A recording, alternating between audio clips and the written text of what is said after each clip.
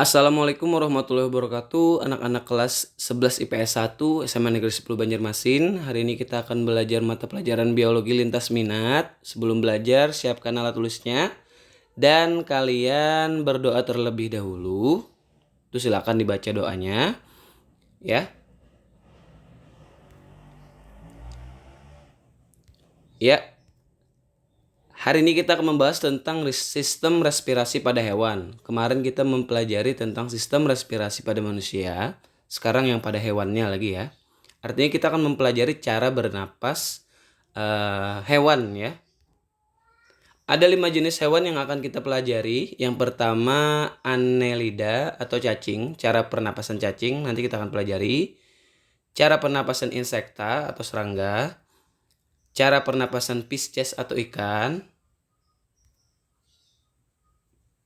Sistem atau cara pernapasan amfibia, hewan yang hidup dua alam itu bagaimana. Terus cara bernapas aves atau burung. Nah, kita masuk langsung ke materi. Struktur dan fungsi sel pada sistem pernapasan hewan. Hewan sama seperti manusia, yaitu sama-sama bernapas untuk bertahan hidup. Perbedaannya, hewan memiliki beberapa jenis alat pernapasan yang sesuai dengan struktur tubuh dan tempat hidup. Nah, jadi ya, manusia dan hewan itu sama-sama bernapas. Tapi cara bernapasnya yang beda. Bisa dari organnya ataupun dari lingkungannya. Misal kita ambil contoh seperti manusia itu kan sama dengan sapi, cara bernapasnya dengan paru-paru ya. Tapi kalaunya manusia dan sapi tadi diambil contoh, itu kan dia menghirupnya apa? Kita ada di alam yang terbuka seperti ini ya. Coba kita misalkan lingkungannya lagi yang beda dari manusia dan sapi apa? Ikan. Nah, ikan kan hidupnya di dalam air, artinya dia bernapasnya di dalam air seperti itu ya. Kita langsung masuk contoh saja ya. Nah, di antaranya sistem trakea, paru-paru, insang, atau difusi ya.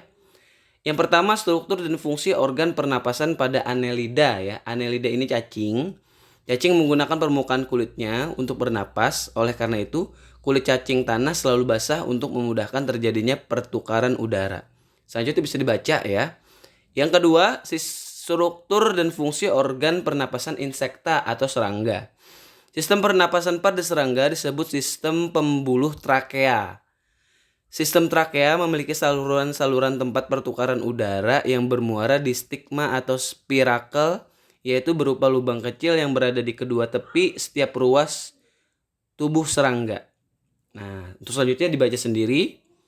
Yang ketiga, struktur dan fungsi organ pernapasan pada Pisces ya. Pada ikan. Nah, ikan ini bernapas menggunakan insang.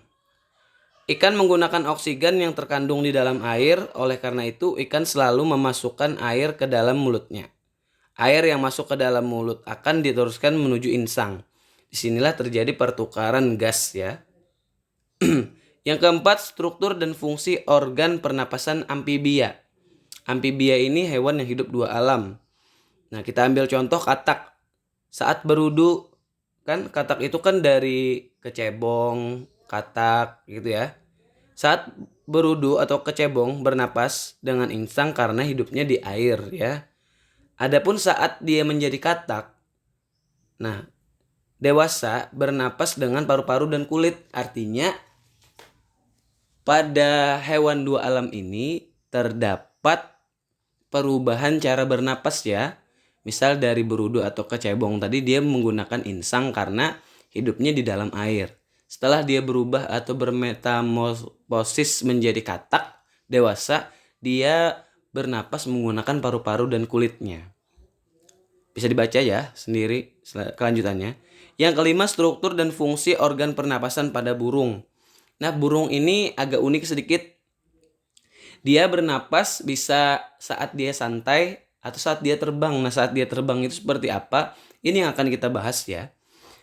Burung merupakan salah satu hewan yang memiliki kekhasan pada sistem pernapasannya dibandingkan hewan lain. Saat bernapas, burung menggunakan organ-organ pernapasan sebagai berikut. Yang pertama lubang hidung, yang kedua tekak, yang ketiga trakea, yang keempat siring, yang kelima paru-paru. Artinya burung ini bernapas ada 5 strukturnya ya. Bisa dibaca sendiri itu ya. Nah, paru-paru yang selanjutnya. Paru-paru burung terdapat sepasang dan menempel di dinding dada bagian dalam. Paru-paru ini berukuran relatif kecil dibandingkan dengan ukuran tubuhnya. Proses pernapasan pada burung meliputi tahap-tahap berikut. Nah, ini ada 2 tahap ya. Pernapasan burung saat istirahat bisa dibaca sendiri dan pernapasan burung saat terbang ya. Nah, itu juga bisa dibaca sendiri. Nah, jadi kesimpulannya kita sudah mempelajari tentang sistem respirasi atau sistem pernapasan pada 5 jenis hewan ya. Yang pertama Annelida cacing, yang kedua insekta atau serangga, yang ketiga Pisces atau ikan, yang keempat amfibia atau hidup di dua alam, yang kelima burung ya. Nah, yang kita bahas banget itu adalah cara bernapas burung. Bisa dibaca, silahkan kalian pahami dan jangan lupa untuk ditulis materinya ya. Karena itu penting untuk kalian pelajari. Salah hilap mohon maaf. Wassalamualaikum warahmatullahi wabarakatuh.